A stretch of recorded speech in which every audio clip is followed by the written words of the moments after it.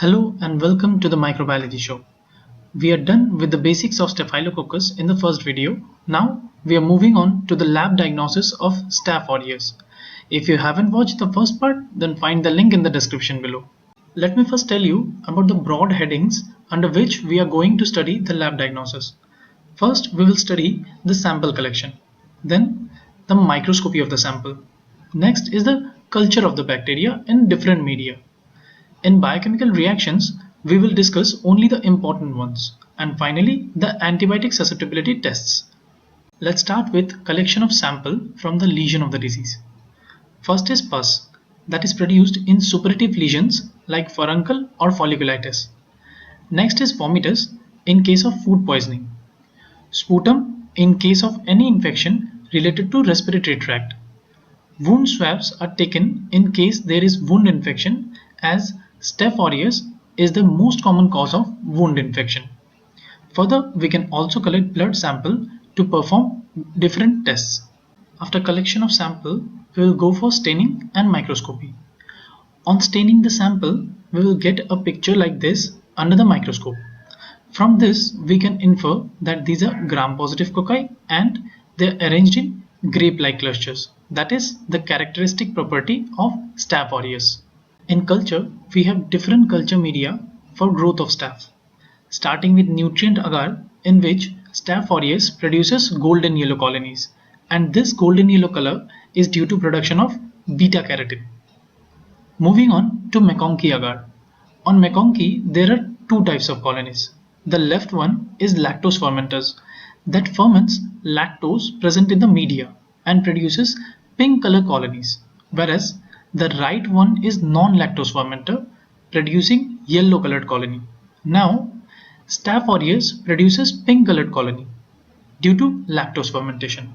On blood agar, Staph aureus produces beta hemolysis. That means clear zone of hemolysis is seen around the colonies, and the colonies are pin-headed, that is, they look similar to the head of a pin.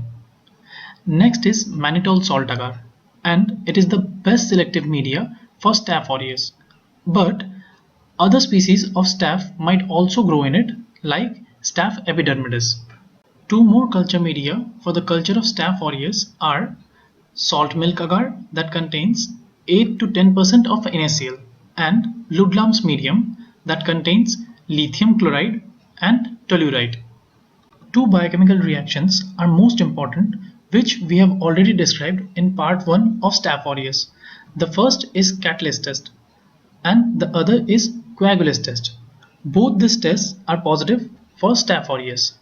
Beside these two, Staph aureus is also positive for phosphatase test. If you are interested to know this test in detail, then you can go to our Instagram page. The link is given in description. Coming to antibiotic susceptibility test. Here we are going to test resistance of the bacteria against antibiotics. This is mainly used for the detection of MRSA, that is methicillin resistant Staphylococcus aureus. This test can be performed on two media. First, Muller-Hinton agar and nutrient agar.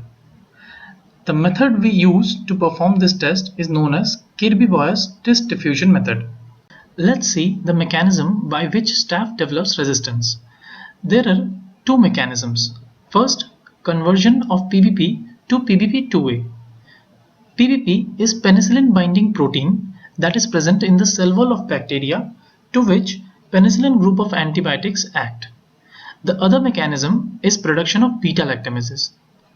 The conversion of PBP to PBP2A is mediated by acquisition of a gene known as staphylococcal cassette chromosome MAC gene, the most common gene being MAC-A gene. On the other hand, production of beta-lactamases causes destruction of beta-lactam ring that is present in beta-lactam antibiotics like penicillin. The drug of choice for the treatment of MRSA is vancomycin. Now, there are two types of MRSA. One is hospital-acquired MRSA and the other is community-acquired MRSA. The most common MAC-A gene subtype are 1, 2 and 3 in case of hospital-acquired MRSA, whereas In case of community acquired MRSA, it is 4, 5 and 6. Detection of MRSA can be done by cefoxitin or oxacillin disc diffusion method or by PCR for MAC-A gene. In the treatment of staph infection, the drug of choice is benzyl penicillin if there is no resistance. In case of MRSA, we use vancomycin. And if the staph is resistant to vancomycin, that is known as vancomycin resistant staph aureus, for that we use linezolid.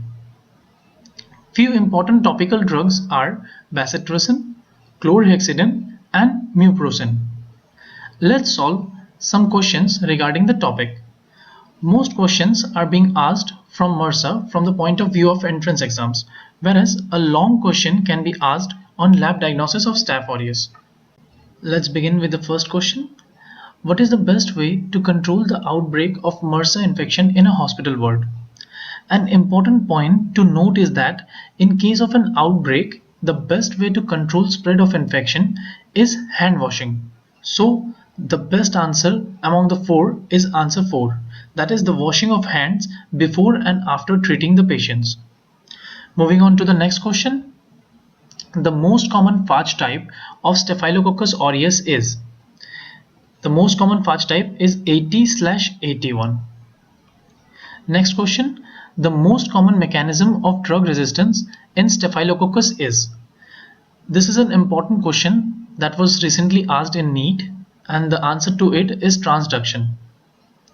But an important point to note is that the most common mechanism of drug resistance overall is conjugation, but specifically in case of Staphylococcus is transduction.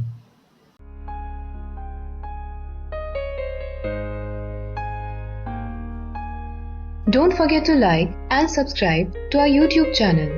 Hit the bell icon so that you never miss an update.